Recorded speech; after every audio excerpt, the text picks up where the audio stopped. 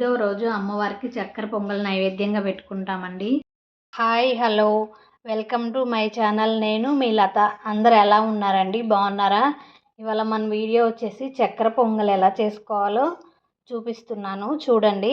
ముందుగా మనకు కావాల్సినవి 1 కప్పు రైస్ అండి, 1/2 కప్పు పెసరపప్పు, నెయ్యి, షుగర్, జీడిపప్పు, కిస్మిస్లు, పచ్చి కొబ్బరి, ఇలాచి, బెల్లం.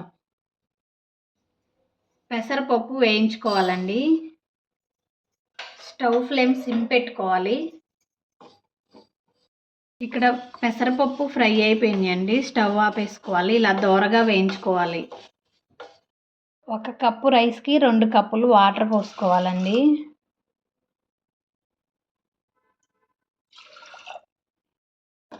టూ విజిల్స్ పెట్టుకోవాలండి.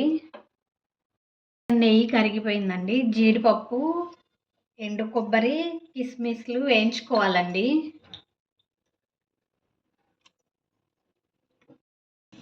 జీడిపప్పు వేరే బౌల్లో వేసుకోవాలండి.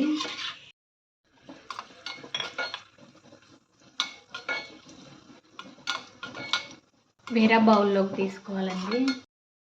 ఎండు కొబ్బరి వేయించుకోవాలి. స్టవ్ ఆపేసుకోవాలండి. ఇవి కూడా వేరే బౌల్లోకి తీసుకోవాలి. ఇక్కడ రైసు పెసరపప్పు ఉడికిపోయిందండి. మనం ఏ కప్పుతో అయితే పెసరపప్పు తీసుకున్నామో ఆ కప్పు షుగర్ వేసుకోవాలి.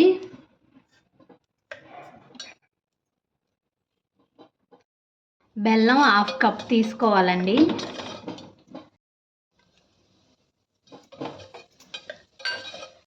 బెల్లం షుగరు కరిగే అంతవరకు అండి ఫ్లేమ్ సిమ్ పెట్టి ఇలా ఉడికించుకోవాలండి. ఇక్కడ బెల్లం షుగరు కరిగిపోయిందండి. ఇలాచి వేసుకోవాలి. కొంచెం నెయ్యి వేసుకోవాలండి. జీడిపప్పు, కిస్మిస్లు, ఎండు కొబ్బరి వేసుకోవాలి.